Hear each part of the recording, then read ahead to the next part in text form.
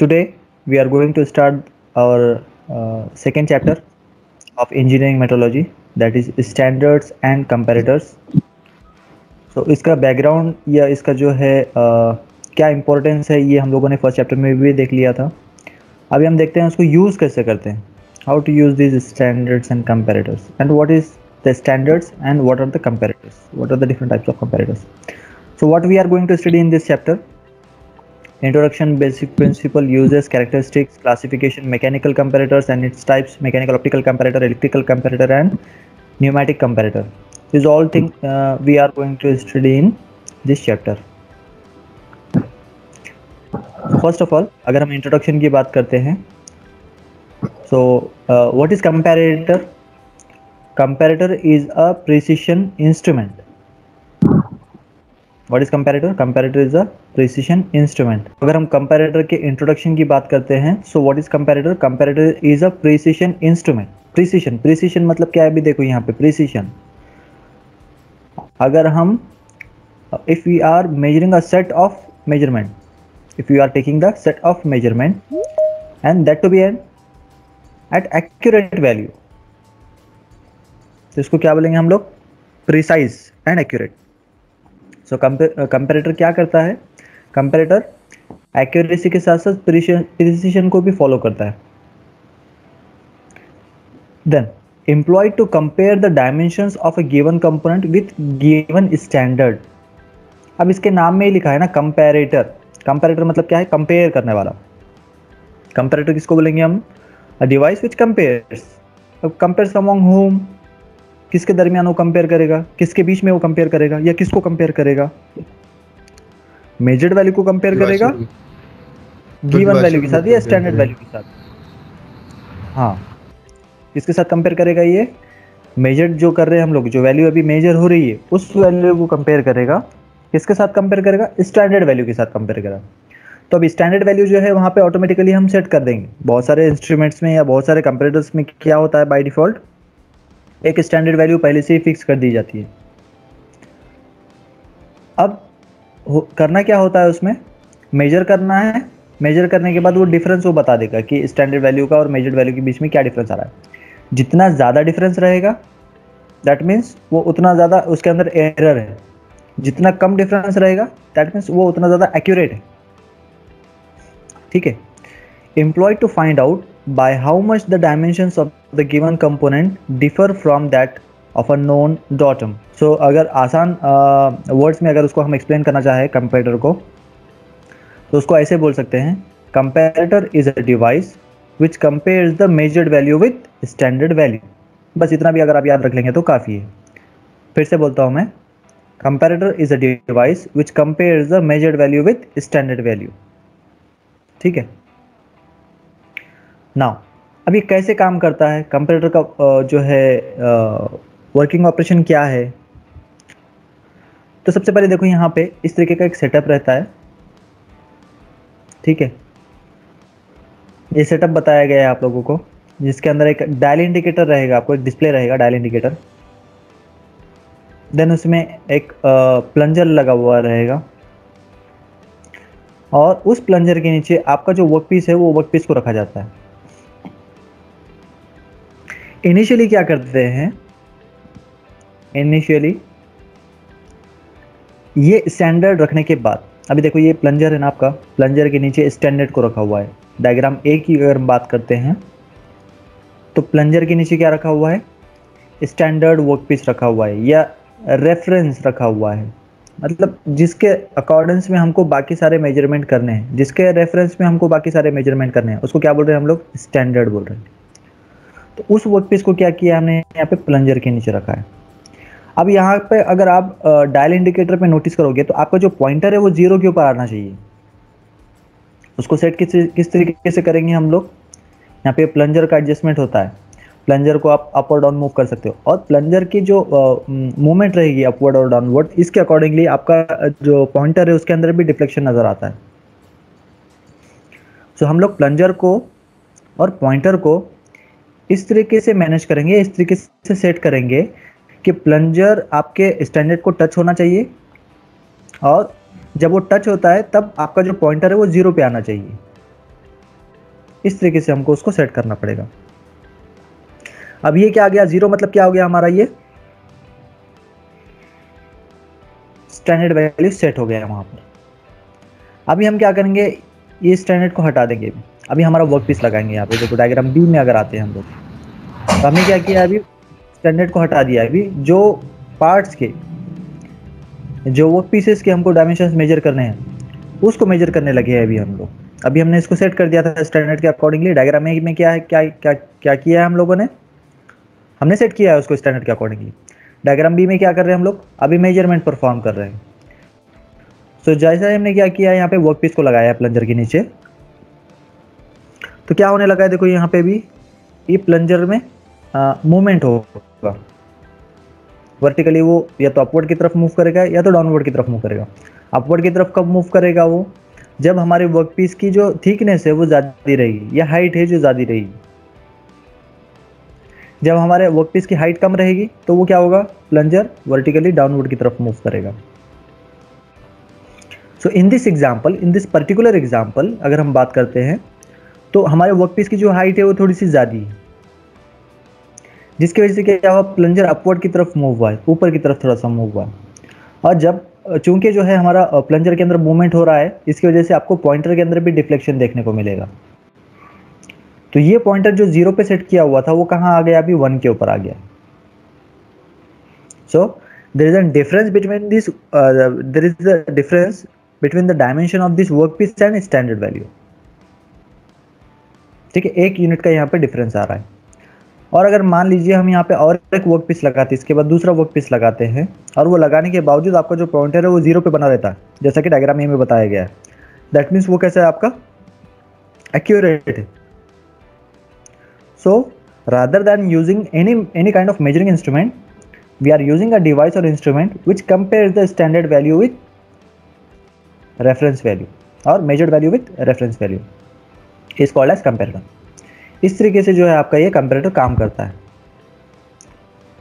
Initially the comparator is adjusted to 0 to its dial with a standard job in position. तो ये diagram में जैसा बताया है कि सबसे पहले हम क्या करेंगे, यहाँ पे हमारे स्टैंडर्ड को रखेंगे या रेफरेंस को रखेंगे, जिसके हिसाब से हमको सारे डायमेंशंस मेजर करने हैं। और उसके बाद ध्यान क्या रखेंगे कि वो रखने के बाद प्लंजर उसको टच करना चाहिए, पहली चीज़। दूसरी चीज़, प्लंजर टच करने के साथ साथ आपका जो पॉइंटर है वो 0 पे आना चाहिए। Then reading H1 is taken with the help of a plunger. अब H1 क्या है, ये H1 हमारी हाइट है स्टैंडर्ड कंपोनेंट की या रेफरेंस कंपोनेंट की, ये H1 हाइट आ गई हमारी। Then the standard job is replaced by the work piece to be checked and the reading H2 is taken. अभी क्या किया हमने, यहाँ पे स्टैंडर्ड को हटा दिया, वर्क पीस को रख दिया। डायग्राम बी में आ जाओ। अभी स्टैंडर्ड को हटा दिया, यहाँ पे क्या किया, और हमारे वर्क पीस को उसकी जगह पे प्लेस कर दिया। अब उसकी मदद से क्या होगा, यहाँ पे H2 की हाइट हमको मिलेगी। अब H2 कैसे मिलेगी हाइट हमको, यहाँ पे आपको डायल इंडिकेटर में जब आप देखोगे, जब आपको पता चलेगा। अगर ये 0 पे पॉइंटर बना रहता, that means H2 is equals to H1, but in this example H2 is not equals to H1। क्यों नहीं है इक्वल, H2 H1 के बराबर क्यों नहीं है, because there is certain deflection in the pointer. थोड़ा सा डिफ्लेक्शन हुआ है यहाँ पे पॉइंटर के अंदर, that's why we can say that H2 is not equals to H1। If H1 and H2 are different, then the change in the dimension will be shown on the dial of the comparator। ठीक है, अगर दोनों बराबर रहेंगे तो भी आपको dial indicator पे पता चलेगा, अगर दोनों बराबर नहीं रहेंगे तो भी आपको डायल इंडिकेटर के ऊपर पता चलेगा। अब डायल इंडिकेटर किसको बोलते हैं, डायल इंडिकेटर आपकी घड़ी देख लो, घड़ी का जो डायल होता है वो डायल इंडिकेटर है आपका। आपकी जो वॉल वॉच होती है वो देख लो, उस तरीके का ये डायल इंडिकेटर होता है। आप गाड़ी में हवा भरवाने के लिए, गाड़ी के टायर में हवा भरवाने के लिए जाते हो, वहाँ पे जो लगा हुआ होता है वो भी एक डायल इंडिकेटर है। तो इस तरीके से एक डायल इंडिकेटर यहाँ पे लगा रहेगा घड़ी जैसा, जिसके अंदर क्या है, एक सर्कल बना रहेगा, सर्कल में अलग अलग मार्किंग की गई रहेगी और एक पॉइंटर लगाया गया रहेगा। जिस तरीके से आपके वॉच के अंदर 3 पॉइंटर्स होते हैं ना, एक सेकंड वाला पॉइंटर होता है, एक मिनट वाला पॉइंटर होता है, एक आवर वाला पॉइंटर होता है, उसी तरीके से एक सिंगल पॉइंटर यहाँ पे भी रहेगा डायल इंडिकेटर के अंदर। यूजेस ऑफ कंपेरेटर्स, अब कहाँ कहाँ पे ये कंपेरेटर इस्तेमाल होते हैं। Comparators can be used as laboratory standards, working gauges, final inspection gauges, receiving inspection gauges, for checking newly purchase gauges. So इन सारी जगहों पे हम लोग कंपेरेटर्स को यूज कर सकते हैं। कैलिब्रेशन लेबोरेटरीज में कर सकते हैं, मैन्युफैक्चरिंग एरियाज में कर सकते हैं, इंस्पेक्शन जोन में कर सकते हैं, ठीक है, या जो रॉ मटेरियल परचेस होके आता है हमारे पास वहाँ पे भी कर सकते हैं, या जो यूज़र एंड है, यूज़र का जो एंड है, जैसा कोई प्रोडक्ट हमने अभी दुकान से खरीद कर लेकर आ गए और अभी हमको यूज़ करना है उसको, तो वो यूज़र भी कर सकता है उसको, जो बायर है, जो कस्टमर है, वो भी इसका यूज़ कर सकता है। So it has a wide range of applications, बहुत सारी जगहों पे जो है इसको इस्तेमाल किया जा सकता है और इसको यूज़ करना भी आसान है। देन आते हैं हम लोग कैरेक्टरिस्टिक्स के ऊपर। कंपेरेटर्स की अगर हम कैरेक्टरिस्टिक्स की बात करेंगे तो किस तरीके के प्रॉपर्टीज़, कैरेक्टरिस्टिक्स मतलब क्या है, प्रॉपर्टीज़, उसमें किस तरीके के प्रॉपर्टीज़ आपको मिलेंगे या होने चाहिए, या एक स्टैंडर्ड कंपेरेटर क्या क्या प्रॉपर्टीज़ पॉजेस करता है, इसके अंदर अपने अंदर क्या क्या प्रॉपर्टीज़ वो रखता है। तो सबसे पहले अगर हम देखेंगे रोबस्ट डिज़ाइन एंड कंस्ट्रक्शन, इसका जो डिज़ाइन और कंस्ट्रक्शन कैसा है, रोबस्ट है, मजबूत है, ये जल्दी ख़राब नहीं होगा, कमज़ोर नहीं रहेगा वो, ठीक है। लीनियर कैरेक्टरिस्टिक्स ऑफ स्केल, अब यहाँ पे अगर आप देखोगे स्केल जो है वो डायल के फॉर्म में है और उसको रीड करना भी आसान है, कोई इसके अंदर ज़्यादा आपको कैलकुलेशन करने की ज़रूरत नहीं है, कोई ज़्यादा जो है आपको उसके अंदर परेशान होने वाली बात नहीं है, उसमें आसानी से आप उसको देखोगे और समझ जाओगे whether there is a difference in between standard value and measured value, ठीक है। देन उसके बाद थर्ड कैरेक्टरिस्टिक की अगर हम बात करते हैं तो हाई मैग्निफिकेशन, आप आपके डायल इंडिकेटर का साइज जितना चाहे उतना बड़ा बना सकते हो। अगर आपने देखा होगा जो बड़े बड़े रोड्स होते हैं, रोड्स के ऊपर अगर क्लॉक टावर अगर आप लोगों ने नोटिस किए होंगे तो बहुत सारी सिटीज़ में जहाँ पे 4 रोड्स आकर मिलते हैं, जंक्शन बनता है, वहाँ पे क्या बनाते हैं, राउंड सर्कल बनाते हैं, राउंड सर्कल बना के अंदर एक क्लॉक टावर लगाया जाता है ना, टावर बनाया जाता है, टावर के ऊपर एक क्लॉक लगाई जाती है, बड़ी सी टावर। अब वो जो क्लॉक है, वो क्लॉक का साइज कितना होता है, उतना ही होता है जितना जिस साइज की वॉच आपके वॉल के ऊपर लगी हुई घर के अंदर, सेम साइज के होते हैं क्या दोनों?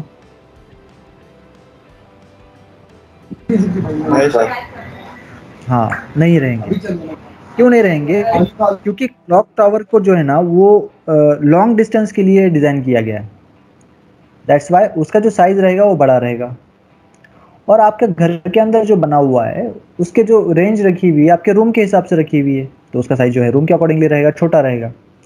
उसी तरीके से यहाँ पे हम लोग क्या कर सकते हैं, आपका जो डायल इंडिकेटर है उसको छोटा या बड़ा बना सकते हैं,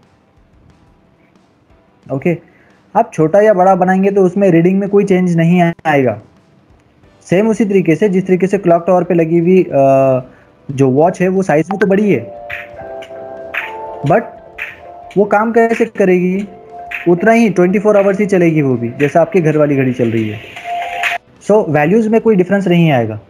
तो जो मैं एग्जांपल आपको बता रहा था कि क्लॉक टावर पे लगी हुई जो वॉच है वो तो साइज़ में बड़ी है, बट उसमें भी 24 आवर्स का ही टाइम रहेगा। और आपके घर के अंदर जो वॉच लगी हुई है, वॉल के ऊपर जो वॉच लगी हुई है वो भी 24 आवर्स ही टाइम बताएगी, even though it is smaller in the size. तो साइज़ बड़ा या छोटा रहने की वजह से इसके जो रीडिंग्स है उसमें कोई डिफरेंस नहीं आएगा। डायल इंडिकेटर का जो साइज़ है वो साइज़ हम वैरी कर सकते हैं। अब साइज़ अगर हम बड़ा या छोटा कर रहे हैं इसका मतलब क्या है, वहाँ पे मैग्नीफाई करना मतलब क्या करना, इनलार्ज करना, बड़ा करके दिखाना या जूम करके दिखाना। सो मैग्नीफाई क्यों करते हैं हम लोग, ताकि हमारी रीडेबिलिटी को इन्हेंस किया जा सके, रीडेबिलिटी को इंक्रीज किया जा सके। Now what is readability? The ease with which you can read the readings is called as readability. So readability को इन्हेंस करने के लिए क्या कर रहे हैं हम लोग, यहाँ पे मैग्निफिकेशन कर रहे हैं या मैग्नीफाई कर रहे हैं। अब ये मैग्निफिकेशन करने के दो अलग अलग स्टेप्स हैं। तो पहले स्टेप में क्या कर सकते हैं हम लोग, डायल इंडिकेटर का साइज ही बड़ा कर दो तो आपको आसानी से नज़र आएगा या आसानी से आप रीड कर पाओगे।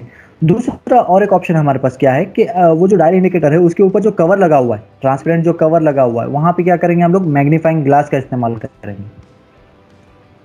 सो बहुत सारे, अगर आपने रिस्ट वॉच पे भी देखा होगा, जो रिस्ट वॉच होती है ना, जो आप लोग हाथ में पहनते हैं ना, आपके रिस्ट में जो पहनते हैं, उसके अंदर भी अगर आप लोगों ने नोटिस किया होगा, वहाँ जो ग्लास लगी हुई होती है वो थोड़ी सी मोटी वाली ग्लास होती है, वो मैग्नीफाइंग ग्लास होती है। मोटी वाली क्यों लगाते हैं वहाँ पे, उसकी थिकनेस ज़्यादा क्यों होती है उस ग्लास की, ताकि वो अंदर का जो टाइम है वो आपको जूम करके दिखाए, इनलार्ज करके दिखाए, मैग्नीफाई करके दिखाए। तो सेम तरीके की जो ग्लास है हम लोग यहाँ पे हमारे डायल इंडिकेटर के अंदर भी यूज़ कर सकते हैं। तो ये एक उसकी प्रॉपर्टी है। क्विक इन रिजल्ट, आपको रिजल्ट तुरंत मिल जाएगा, आपको ज़्यादा वेट करने की ज़रूरत नहीं पड़ेगी, डिफरेंस तुरंत ही पता चल जाएगा आपको, डिफरेंस है या नहीं है, ये चीज़ आपको यहाँ पे तुरंत ही पता चल जाएगी। Then versatility. अब वर्सेटैलिटी किसको बोलेंगे, यहाँ पे ये जो आपका कंप्यूटर रहेगा एक स्पेसिफिक शेप ओरिएंटेड नहीं रहेगा। अब वो रेक्टेंगुलर के ऊपर ही काम कर रहा है, स्क्वायर का शेप का आ गया तो काम नहीं कर रहा है, ट्रायंगल के ऊपर ही काम कर रहा है, रेक्टेंगुलर शेप का आ गया तो काम नहीं करेगा, ऐसा नहीं होगा। यहाँ पे वर्सेटैलिटी रहेगी, मतलब एक से ज़्यादा ज्योमेट्रिकल शेप्स के भी अगर आपके पास कंपोनेंट्स आ जाते हैं, अलग अलग शेप्स के भी अगर आपके पास कंपोनेंट्स आ जाते हैं, तब भी आप सेम कंप्यूटर का इस्तेमाल करते हुए उसकी वैल्यूज मेजर कर सकते हो, उसकी वैल्यूज को कंपेयर कर सकते हो स्टैंडर्ड वैल्यू के accordingly. Then minimum wear of contact point. अगर हम अभी कॉन्टैक्ट पॉइंट की बात करते हैं तो जो कॉन्टैक्ट एरिया है वर्कपीस और हमारे कंप्यूटर के बीच में, अभी जितना ग्रे कलर का आपको नजर आ रहा है ना rectangular box, that is nothing but your workpiece और स्टैंडर्ड। अब इसको वर्कपीस ही समझते हैं कुछ देर के लिए। तो ग्रे कलर वाला जो पोर्शन है वो क्या है, हमारा वर्कपीस है। और उसके अलावा जो आपको नजर आ रहा है दैट इज वो क्या है, आपका कंपैरेटर है। अब कंपैरेटर और वर्कपीस के बीच में जो कांटेक्ट हो रहा है वो कहाँ पे हो रहा है, at this tip only, at the plunger only. So अभी जो वियर एंड टियर होगा, कंपैरेटर का जो वियर एंड टियर होगा, वो वियर एंड टियर कहाँ पे होगा, सिर्फ और सिर्फ at the point where the comparator comes in contact with the workpiece. ऐसी जगह पे जहां पे कंपैरेटर वर्कपीस के साथ कांटेक्ट में आ रहा है, सिर्फ ऐसी ही जगह पे क्या होगा, उसका वियर एंड टियर होगा। अब ये वियर एंड टियर को अगर हमको वो करना है, रिड्यूस करना है, ये कंट्रोल करना है, तो किस तरीके से करेंगे। तो अगर आप यहाँ पे देख पा रहे हो, ये प्लंजर जो है ना अलग शेप का है, ये प्लंजर ये जो है ना रिमूवेबल होता है। तो इतना ही पार्ट हम क्या कर सकते हैं, यहाँ से अगर ये खराब हो जाता है तो इतना ही पार्ट निकाल दो, नया पार्ट लाके लगा दो, फिर ये वापस यूज करो उसको, फिर ये खराब अगर होता है तो फिर इतना ही पार्ट निकालो, इतना ही पार्ट लाके लगा दो। दूसरा कोई इसमें पार्ट है ही नहीं जो खराब होगा ज़्यादा, जहाँ पे फ्रिक्शन होगा, जहाँ पे वियर एंड टियर होगा। सो इसका मेंटेनेंस कॉस्ट भी कैसा रहेगा, अभी मिनिमम रहेगा। तो 6 पॉइंट क्या है हमारा, minimum wear off contact point. अब स्पेसिफिक उतना ही जो पोर्शन है, उतना ही जो पार्ट है, जो प्लंजर वाला जो पार्ट है जो वर्कपीस के साथ कांटेक्ट में आ रहा है, उसको अगर हम हीट ट्रीट करते हैं और हीट ट्रीट करके उसकी हार्डनेस को बढ़ाते हैं, उसकी वियर रेजिस्टेंस को बढ़ाते हैं, तो उसका जो लाइफ स्पैन है वो भी बढ़ जाएगा और उसको हीट ट्रीट करने का जो कॉस्ट रहेगा वो कम हो सकता है। क्यों कम हो सकता है, क्योंकि स्मॉल साइज वाला पार्ट है, पार्ट का साइज कैसा है, बहुत छोटा है। तो उसका जो हीट ट्रीटमेंट का जो कॉस्ट रहेगा, जो एक्सपेंसेस रहेंगे हीट ट्रीटमेंट के लिए जो लगेंगे, वो भी मिनिमम रहेंगे। ये इसका पॉजिटिव पॉइंट हो गया। देन 7th पॉइंट के ऊपर आते हैं हम लोग, free from oscillations and backlash. Oscillations and backlashes किसको बोलते हैं, टू व्हीलर चलाते हैं ना सब लोग। Yes sir. अब उसका जो एक्सेलरेटर होता है, जहाँ से आप क्या करते हो, स्पीड को कम या ज़्यादा करते हो, उस एक्सेलरेटर में अगर आप नोटिस करोगे तो एक सिचुएशन ऐसी है, आप थोड़ा सा अगर उसमें मूव करते हो, थोड़ा सा रोटेट करते हो, तो गाड़ी को कोई रेस नहीं होगी, गाड़ी उसमें प्ले आता है बाज़ दफ़ा, है ना। एक्सेलरेटर में अगर आप नोटिस करोगे तो एक छोटी लिमिट, जैसा अभी वो 0 पे आ गया है ना, आपने छोड़ दिया उसको, फ्री हो गया वो, और धीरे से आप क्या करते हो, उसको थोड़ा सा आप उसको गोल घुमाते हो, थोड़ा गोल तो घूम जाएगा वो, लेकिन गाड़ी के जो फायरिंग है उसमें कोई चेंज नहीं आएगा। गाड़ी जो है आपकी एक्सेलरेट नहीं होगी। फर्दर अगर आप उसको रोटेट करते रहते हो तो फिर तो कुछ देर बाद जो है वो एक्सेलरेट होना चालू होती है, तो उसको क्या बोलते हैं हम लोग, प्ले, है ना, प्ले है ना वो। यही क्या है, इसको ही दूसरा नाम क्या बोल रहे हैं हम लोग, बैकलैश। तो इस तरीके की चीजें इसमें नहीं होती, इस तरीके का प्ले जो है आपके कंपैरेटर में नहीं होता है आमतौर पर। देन 8 पॉइंट की अगर हम बात करते हैं, quick insertion of work piece. So work piece को लोड करना और अनलोड करना, माउंट करना और अनमाउंट करना, टेबल से माउंट करना और अनमाउंट करना आसान है। जैसा ये टेबल है हमारा, इस टेबल ये जो स्टैंडर्ड लिखा हुआ है या जो वर्क पीस लिखा हुआ है, इसके नीचे जो है क्या है, ये टेबल के ऊपर रखा हुआ है। तो इस टेबल के ऊपर माउंट करना या लोड करना, रखना इसको और वापस निकालना, या फिर अनमाउंट करना या अनलोड करना, ये बहुत आसान होता है, क्विक होता है, फटाफट हो जाएगा ये। Then adjustable table. अब एडजस्टेबल टेबल का फायदा क्या रहेगा हमारा, वही इससे पहले जो हमने डिस्कस किया था कि अगर हमारे प्रोडक्ट का या वर्क पीस का शेप साइज चेंज हो जाता है, then also we can use the same type of comparator. So वो क्यों पॉसिबल हुआ है, क्योंकि टेबल कैसा है, एडजस्टेबल है। हमारे वर्क पीस की हाइट के अकॉर्डिंगली हम टेबल को एडजस्ट कर सकते हैं, और ये प्रॉपर्टी उसके अंदर होनी ही चाहिए, तभी हम प्लंजर को जो है स्टैंडर्ड वो कंपोनेंट रखने के बाद प्लंजर को जीरो के ऊपर या फिर हमारे जो पॉइंटर है उसको जीरो के ऊपर हम सेट कर सकते हैं। नेक्स्ट पॉइंट की अगर हम बात करते हैं, कंपनसेशन फ्रॉम टेम्परेचर इफेक्ट। तो अभी प्रैक्टिकली अगर हम देखेंगे तो ऐसा भाई बिल्कुल नहीं बोल सकते हम लोग कि टेम्परेचर का कोई इफेक्ट इसके ऊपर नहीं होता है। होता है, थोड़ा बहुत इफेक्ट होता है, बट ज़्यादा इफेक्ट्स नहीं होंगे इसमें।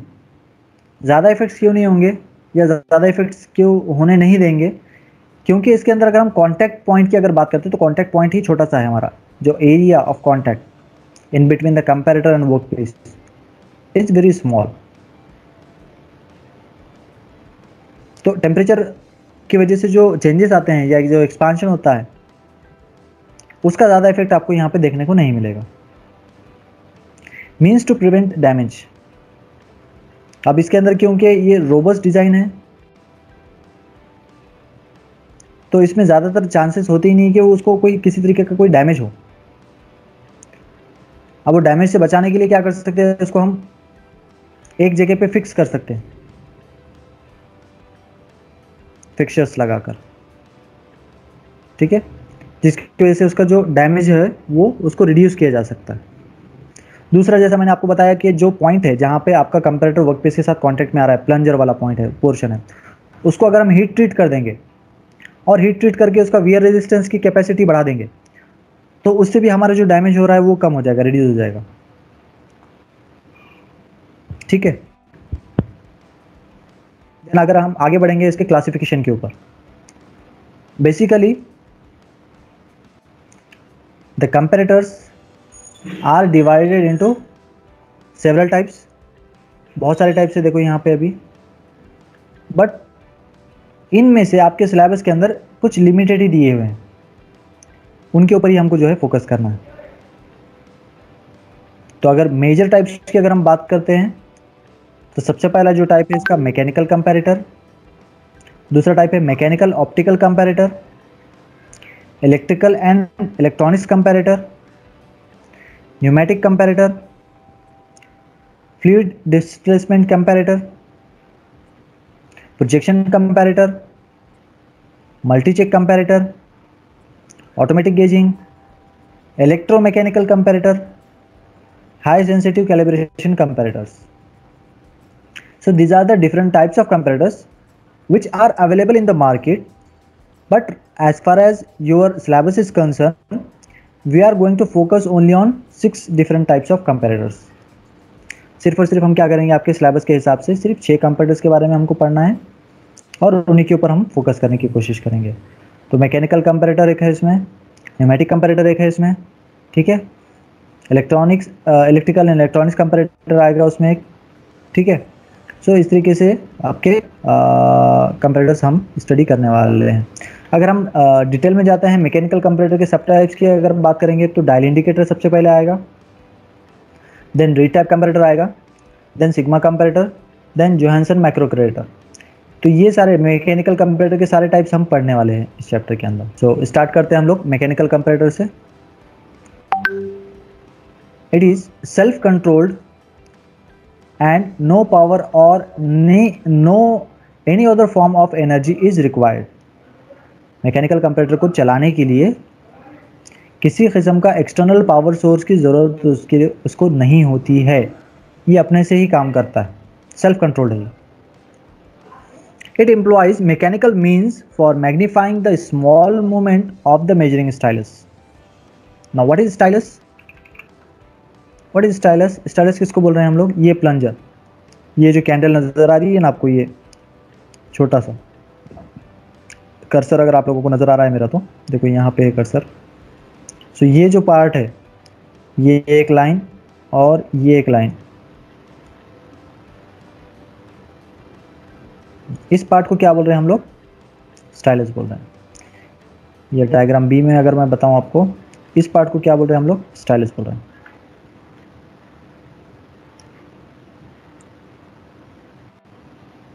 So it employees mechanical means for magnifying the small movement of the measuring stylus.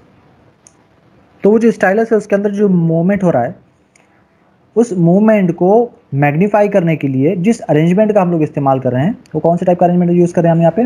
Mechanical linkages वाला अरेंजमेंट का इस्तेमाल कर रहे हैं यहाँ पे। लीवर्स रहेंगे उसमें, गियर्स रहेंगे उसमें, पॉइंटर्स रहेंगे, स्प्रिंग रहेंगे। तो इस तरीके के पार्ट्स, अलग अलग पार्ट्स रह सकते हैं उसमें, मैकेनिकल लिंकेजेस रह सकते हैं उसमें। Then the movement is due to the difference between the standard and actual dimensions being checked। अभी क्या है यहाँ पर? The movement is due to the difference between the standard and actual dimensions being checked। अगर यहाँ पे movement अगर हो रही है, मूवमेंट कब होगी? वहाँ पे मूवमेंट होना कब पॉसिबल है? यहाँ पे मूवमेंट कब आ गई? जब ये जो है ना, इसकी हाइट कब चेंज होगी? यहाँ पे हो गया, ये यहाँ पे हो गया। ये प्लंजर कब मूव करेगा? जब हमारा जो वर्क पीस है, ये वर्क पीस जो है ना, इसकी हाइट स्टैंडर्ड वर्क पीस के हाइट से या स्टैंडर्ड पीस के हाइट से अगर वैरी करती है, तभी उसके अंदर मूवमेंट आएगा। अगर वर्क पीस की हाइट सेम स्टैंडर्ड के उतनी ही है, स्टैंडर्ड के बराबर ही है, तब हमारे प्लंजर के अंदर किसी भी टाइप की कोई मूवमेंट देखने को नहीं मिलेगी। देन आगे बढ़ते हैं हम लोग डायल गेज इंडिकेटर के ऊपर। तो डायल गेज इंडिकेटर सेम इसी तरीके से दिखता है। तो अगर आप लोग हवा भरवाने के लिए जाते हो आपके गाड़ी के टायर के अंदर, तो ऐसे ही टाइप का जो है कुछ चीज़ आपको वहाँ पे भी देखने को मिलती है। सेम वैसी है ये भी।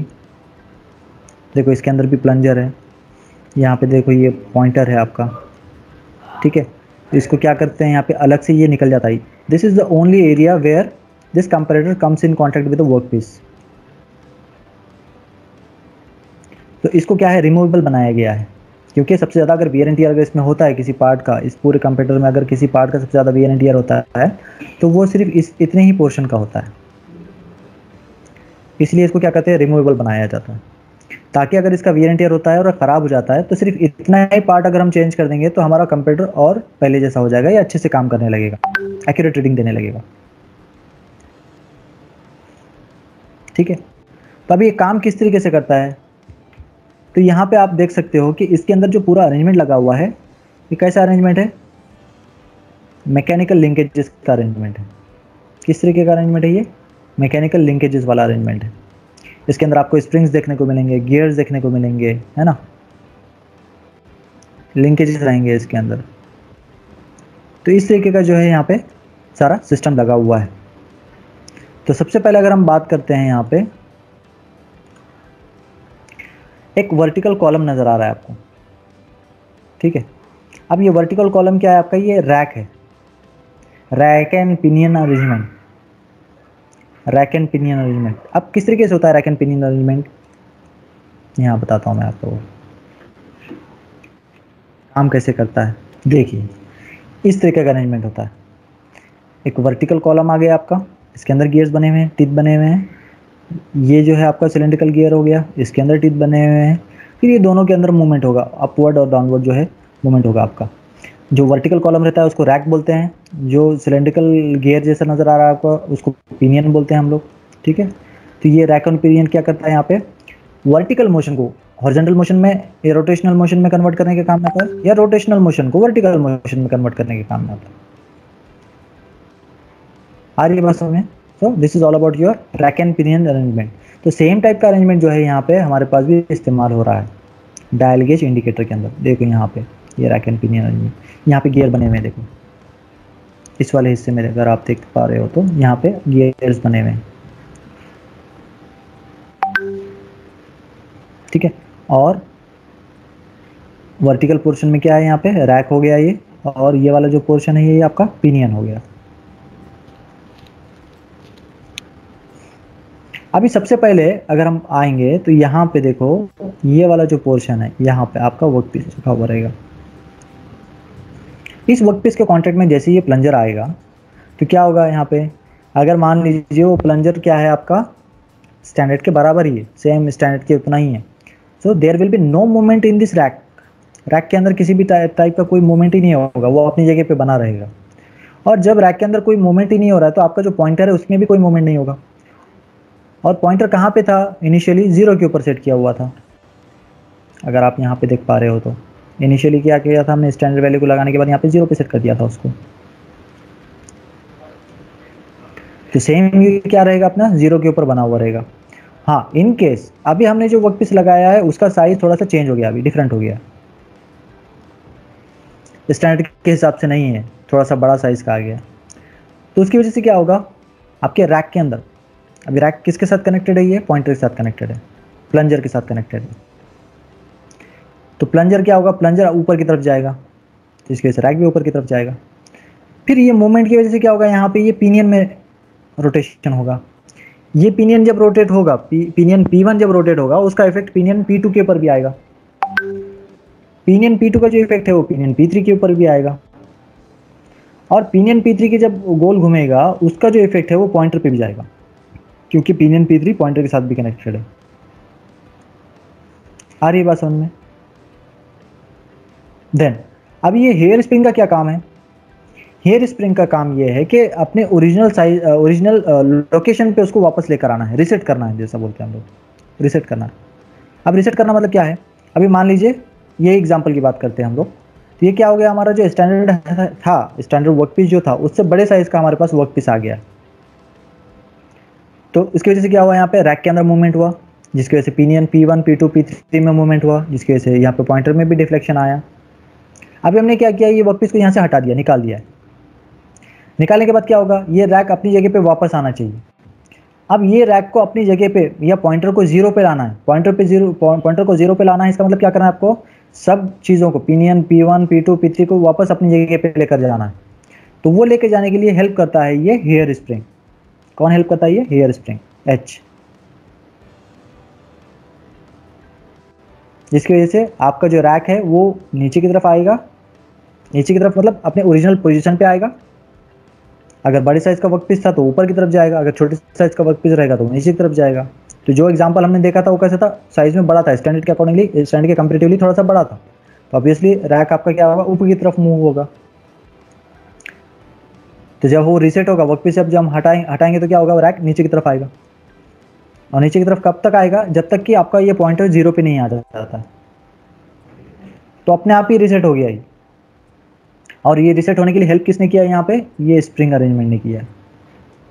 इस तरीके का ये स्प्रिंग अरेंजमेंट यहाँ पे लगा होता है। Dial gauge indicator amplifies the length or displacement and translate it into rotational motion of pointer over circular scale. अब कहाँ पे इस्तेमाल होता है, एप्लीकेशंस क्या क्या हैं इसके, to compare two heights or distances between narrow limits for determining errors in geometrical forms, for testing alignment, roundness and parallelism of workpieces, for quality control and inspection work। तो इन सारी जगहों पे जो है डायल गेज इंडिकेटर का इस्तेमाल होता है। कैसे काम करता है ये, इट एम्पलीफाइज करना मतलब, एम्पलीफाई करना मतलब क्या करना, बड़ा करना। It amplifies the length or displacement and translate into rotational motion of pointer over a circular scale। अब यहाँ पे ये क्या है आपका सर्कुलर स्केल है, ये जो हिस्सा है आपका ये क्या है सर्कुलर स्केल है, इसके अंदर देखो राउंड बना हुआ है। अब ये क्या कर रहा है यहाँ पे एम्पलीफाई करके दिखा रहा है, किस चीज़ को एम्पलीफाई करके दिखा रहा है, डिस्प्लेसमेंट की, प्लंजर के डिस्प्लेसमेंट को एम्पलीफाई करके दिखा रहा है। और ये एम्पलीफिकेशन के लिए क्या क्या इस्तेमाल कर रहे हैं हम यहाँ पे, गियर्स का इस्तेमाल कर रहे हैं, रैक एंड पिनियन अरेंजमेंट का इस्तेमाल कर रहे हैं एम्पलीफाई करने के लिए। ओके, किन किन जगहों पे डायल गेज इंडिकेटर का इस्तेमाल किया जा सकता है, जहाँ पे हमको डिस्टेंसेस मेजर करनी है या फिर हाइट्स मेजर करनी है, या फिर ज्योमेट्रिकल जो फॉर्म्स है उसके अंदर का एरर पता करना है आपको, या फिर आपको अलाइनमेंट चेक करना है, राउंडनेस चेक करना है, पैरेललिज्म चेक करना है, उसके लिए भी आप लोग जो है डायल गेज इंडिकेटर का इस्तेमाल कर सकते हो। अब किन जगहों पे इस्तेमाल हो सकता है, इसको प्रोडक्शन में भी इस्तेमाल कर सकते हैं हम लोग, क्वालिटी कंट्रोल में भी इस्तेमाल कर सकते हैं हम लोग, और या फिर इंस्पेक्शन के लिए भी इस्तेमाल कर सकते हैं। तो इन शॉर्ट मैक्सिमम जगहों पे आपको जो है डायल गेज इंडिकेटर देखने को मिल सकता है।